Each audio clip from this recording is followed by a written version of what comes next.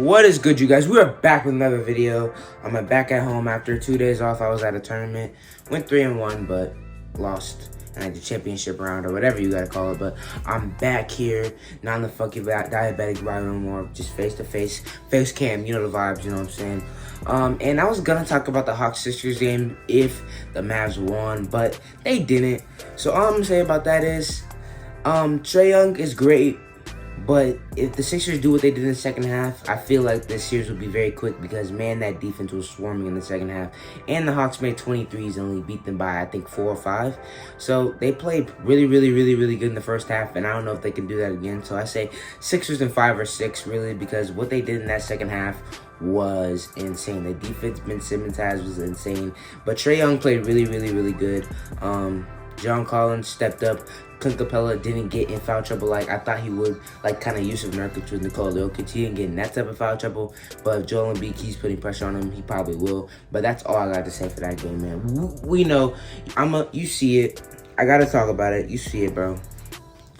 The Dallas Mavs lose Game 7, and boy, was it very frustrating because once again, we had the lead in the first quarter, and they put this stupid stat up at the end of the first quarter saying, we're 30-2, leading in the first quarter this season, or something like that, and the 2 games that we lost were in this series. So what's the point of putting up that stupid stat? Anyway, we were up in the first quarter once again. Luka has a great quarter, and I tweet because, I'm like, I know, and this may be the spoiled fan in me because Luka is such a great player. I may be spoiled of how good he is because everybody would love a Luka Doncic on their team. But I said, I know Luka Doncic can do this. I know he can score like this in the first half. I just need him to stay aggressive in the second half. And I was hoping that he would do that, but he did not. He did not stay aggressive in the second half. He did what he's done basically this whole series. Start passing, probing on the pick and roll, throwing it almost from half court to Boban inside, throwing it to THJ, throwing it too much to Dorian Finney-Smith on the pop. Although he did have a good game, he missed a lot of open threes, but still had a really good game rebounding-wise, and he did also hit a couple threes. He just probes too much, and this is the LeBron thing in him. Him and LeBron have the same problems, and I feel like this is why Lakers fans are mad at LeBron a little bit. It's kind of why I'm a little upset or disappointed with Luka. I'm not mad at Luka. Luka had an insane series. Let me get that in front. Like, Luka had an insane series. I'm just like some of the stuff that he did in the second half, I just feel like he could have been way more aggressive. As a Mavs fan, I feel like he could have been way more aggressive. Like in the fourth quarter when it was at 7, we kind of came back and then Reggie Jackson hit those 2 threes. He hit a step back, and he hadn't shot that step back since the first quarter. And I'm like, bro, you do that in the first quarter and in the second quarter a little bit, but then when we get to the third and fourth, you just stop trying to score every game. I'm like, you're the scorer. I just want a game where Luka has 50 points and 2 assists. Don't pass. I don't care. I don't care about your assists. Like, don't pass. I really don't care, to be honest. Take every single shot. You know what I'm saying? But he doesn't do that, and he just stops being aggressive, and I really don't like that because he's so talented that he just has to be aggressive at all times. At all times. Now let's get to some people that I really have some problems with. Let's get to the main person I really have some problems with, and that is Mr. Kristaps Porzingis, max contract player. By the way, he is a max contract player, and he wasn't even the best center on a team that doesn't have a great center. Boban Marjanovic outplayed Kristaps Porzingis in the series. A player that's never played meaningful playoff minutes ever in his career. A player that is limited because of his mobility. A player that most likely has a lot of roles on this team because he's such a good teammate and because of his height, more than most likely what he outputs on the court. That guy outplayed Kristaps Porzingis in the series. He was downplayed to a cutter by the end of the series. The best things that he was doing was cutting to the basket. He was not getting the ball and fading away. He was not hitting catch and shoot threes at the very least. He was not creating a shot whatsoever. He was cutting. That was the best thing he was doing. And he was being a great cutter. His cutting skills are great. But that was the best thing that he was doing. He wasn't being a rim protector. Boban was better at that. He wasn't scoring in the paint. Boban was better at that. He wasn't fading away, doing all those things that he does. None of that. He was a non-factor in the series. And I kept seeing him on the picture where they show the stars with Paul George, Kawhi, and Luka. And you might as well just delete delete Luka off of, delete Kristaps off of that and makes Luka picture better. Just make Luka picture bigger. Just make it bigger or put Tim Hardaway in it, because he does not deserve to be on that picture whatsoever. He was so bad in this series, bro. I don't even know where to begin with that man. He was a non-factor on defense, a non-factor. By the end of the season, do you really think he was even a factor in the game plan for the Los Angeles Clippers for Tyronn Lue? Like, he was that bad, bro. Like, it was sad to see, because I knew this was gonna happen, and me going to those first 2 games at home, he just didn't look right. And I don't know what's wrong with him. Maybe it's just confidence at this point. Maybe it's him not playing center anymore. I really don't know what's wrong with that man, because he was okay in the games that he played, I guess, in the regular season. And I was one of those guys that was like, all right, hey man, don't get on Kristaps too much. He showed what he can do when he's healthy in the bubble last year. He had 30 and 10, you know what I'm saying? He showed it. He showed what he can do. Not in this game. He did not show what he could do whatsoever, bro. At this point, I'm trading that man for a second-round pick, because with a player like that, when a player's playing that bad and he has that big of a contract, it's a thing during with the team. Like, if it was a player that had less money that was just playing bad, you can take him out. But if he has that big of a contract, it's like the coach is almost obligated to keep that man in the game, and he did not deserve to be in the game as long as he was in those games. Get Dwight Powell more minutes. Put Stein on the court. Even though I said don't give him any, put Stein.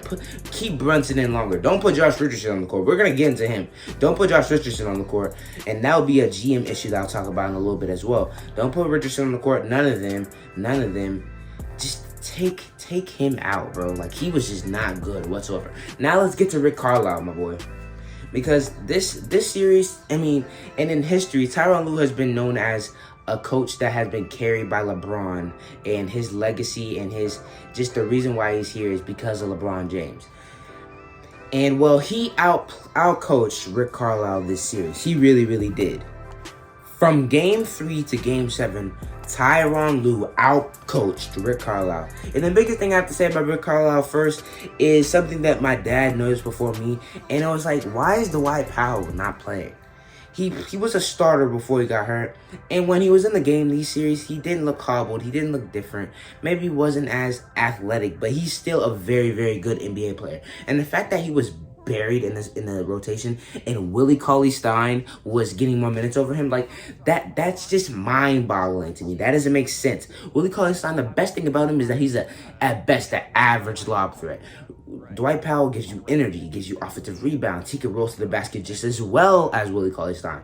He does all those things, and he's buried in the rotation. What are we doing here? And then today, you have Trey Burke, the first one coming off the bench. When you have Jalen Brunson, when you have Dwight Powell, like I just talked about, Maxi Kleber, although he couldn't hit a 3 this series. Like, bro, at this point, you're just trying to be too different. You're trying to scramble too much. Where, although Jalen Brunson didn't have the greatest series ever, he's obviously a better option than Trey Burke. Why are you overthinking this, bro? It was still a close game at that point. Why are you overthinking this? Trey Burke is not the answer. He's not the answer, bro. I promise you. He may be better than Josh Richardson, because we'll get into him, like I said, but he's just not the answer, bro. And also, man, him putting Luke Kennard and Terrence Mann in the game, him doing those 2 moves really changed this game, man. Luke Kennard came in 11 points, 11 minutes. I have no idea why he wasn't playing in the rest of the series. And man was super energetic in the first half, getting a lot of offensive rebounds, getting into the lane like Tyrese Maxey was for the Sixers. You know, he was doing this thing and hitting a couple threes also, which he hasn't done this entire series, which I was super surprised about. And to have the guts and have the balls to take Patrick Beverley, your leader, the vocal leader on this team, and put Terrence Mann in the game, that is gutsy, bro, and it paid off, obviously, because they ended up winning the series after Bev goes to the bench for basically the whole game, and Mann gets a lot of good minutes, including Kennard in, Game 6, Game 7. Those 2 moves took a lot of guts, and I do not think Rick Carlisle had those guts because he kept Kristaps in the game for so long. And man, this was a really bad showing for Rick Carlisle coaching. I'm not gonna lie to you, bro. I mean, you have Luka, so it's not gonna look too bad, but his rotations weren't the greatest. Him keeping Kristaps in the game too long, him not having Powell, he had a lot of mistakes that just, it seemed like somebody with Rick Carlisle's experience and what I think for him being a good coach just wouldn't make. And I'm really disappointing in Rick Carlisle. That's the second culprit of this series. That's the second one, and I think those are the only two besides the GM. I honestly don't know my GM's name, and I don't care to, but you trading Seth Curry for Josh Richardson was maybe one of the underrated, most stupid moves this offseason, bro. You trading that dude for a great shot creator and one of the greatest shooters I think of all time right now. He's a Curry, bro. You don't trade Currys, dude. You don't trade people like that. That's generational shooting. Their shooting goes from dad to son. They have generational shooting in their blood. You don't trade that. What are we doing here? He shoots a better percentage than Steph Curry. What are we talking about, bro? And you trade him for Josh Richardson, and when it happened, I was like, oh, he could play some good perimeter defense. Man, he was getting cooked by Paul George. I mean, shoot, I guess Seth Curry could have done at least a little bit worse, but not that. He's not that big of a difference on the defensive end. I know he wasn't. I watched all these games. He wasn't a difference maker on the defensive end like a Dorian Finney-Smith, like people like that. So I have no idea why you traded him, and that is on the GM. And now I really do not care at all to know that dude's name because that was the most underrated, stupid decision of this offseason. And I'm really upset about that because if we had a shot creator like Seth Curry on our team with Luka, somebody that can create his own shot with Tim Hardaway, which Tim Hardaway had a terrible game today, especially after he was kind of hobbled. Besides Tim Hardaway and a little bit of Jalen Brunson, nobody can create a shot. Dorian Finney-Smith can't. Kristaps can't. Maxi Kleber can't. Who else be getting minutes? Dwight Powell when he started getting minutes. Willie Cauley-Stein. We have a lot of forward big hybrids that are in our rotation. We don't have a lot of guards besides Jalen Brunson. And I'm not going to even say Josh Richardson created his own shot because I'm tired of that, man. Stop it. I'm so tired of that, man. Jeez, at some points in other games, he was coming off the bench before Jalen Brunson, bro. What are we doing here, dude? What are we doing here? Especially if you have a big guard like Luka, like Luka or Cade Cunningham, those big guards, Ben Simmons, you can start two smaller guards next to him. You can bring smaller guards to be beside them. You know what I'm saying?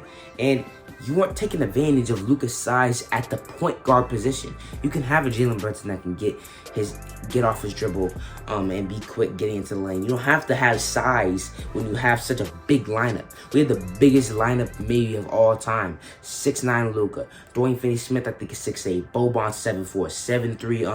7'3" Kristaps, and 6'6" Tim Hardaway Jr.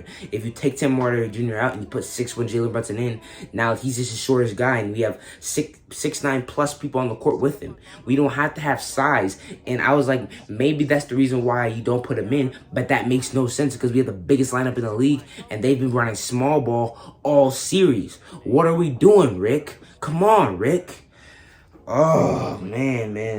But look, I'm going to talk about the Clippers a little bit because although Kristaps played terrible, Luka didn't play great in the second half, and Rick Carlisle had a bunch of mishaps coaching-wise, the Clippers played insane to get back in the series, man. So let's talk about that a little bit. Kawhi Leonard is a robot, like I'm saying. He doesn't malfunction. He plays good every single game. He's going to do the same thing. He's going to play great defense and most likely get a 30-piece, mid-ranges, dunking on people now. I have no idea where that came from. He just slamming on the Mavs, I guess, because we just suck. He just slamming on us. Slamming on people. 3 step backs in game 6. So we know what he brought. And then Paul George, there was no Pandemic P. It was no Paul George. And I was never on that tip with Paul George. And I hope he can keep proving people wrong in the other series, but he was an insane facilitator today. And a lot of people say the biggest flaw with the Clippers is that they don't really have a lead guard, although they have Rajon Rondo now.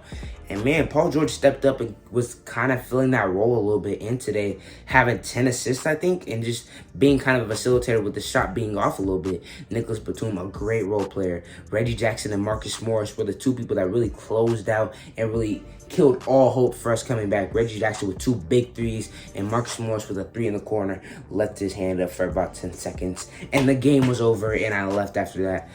By the way, speaking of Paul George, Tim Hardaway Jr. can't do that dirty stuff at the end of the game. I didn't like that, but that's all I gotta say.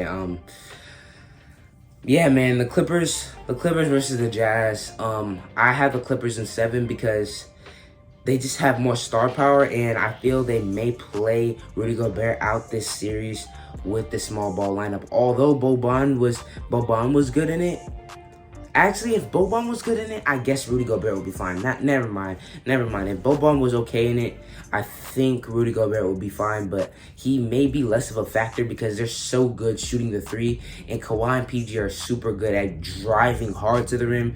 And man, Kawhi is strong, man. He can bump Rudy Gobert and get to the rim. And the perimeter defenders on the outside, Royce O'Neal's alright, but Mike Conley, so if Royce O'Neal's guarding Kawhi, I guess, who's guarding Paul George? Donovan Mitchell? That's like a 6-inch difference. So I feel like it'll be pretty hard for them to guard those two. And then Marcus Morris and Reggie Jackson go and shoot the lights out. And I'm guessing Luke Kennard's going to get way more minutes.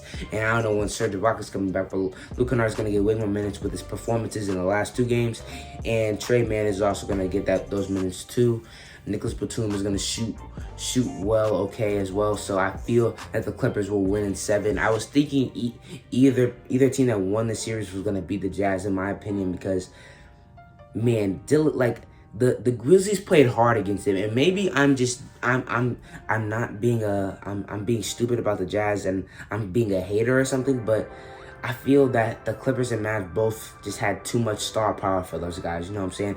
I felt like Luka could have beat them, and I really, really do feel like Clippers with Kawhi playing like this and Paul George being a great Robin right now, and Marcus Morris and Reggie shooting like they are. Although Reggie had a bad shooting night, those two are those type of guys that if they have a bad shooting night, they can hit 2 threes to end people's nights. Like that confident, deep threes. Not on the line. That boy Reggie shot it from out here to end us.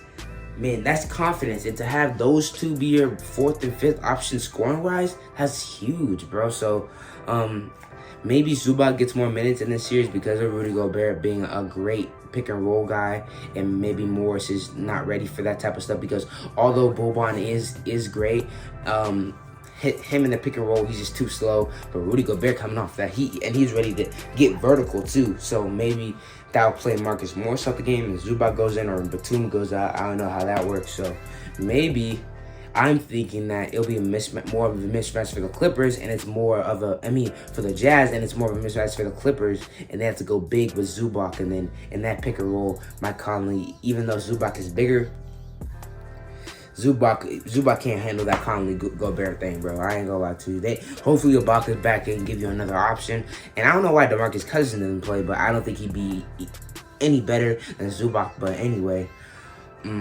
I say Clippers in 7. Love the games today. I wish the Mavs could have win. I'm really, really disappointed, but we're gonna be back. We had a subpar roster going up against a championship contender roster, so I'm really, really proud of the Mavs. But man, when they went up 2-0, I was super excited and I started to get expectations.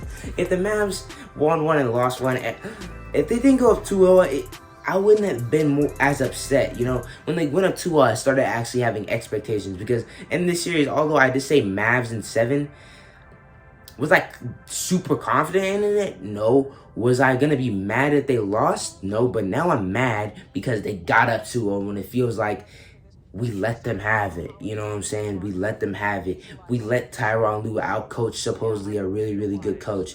You know what I'm saying? So all of that is pretty disappointing. But all in all, the Dallas Mavs had a great season, and we'll be back next year. Trust and believe, and hopefully we have a better roster than we did this year. But that's all I got for you guys today, man. If you like this type of content, like and sub on the video if you haven't already.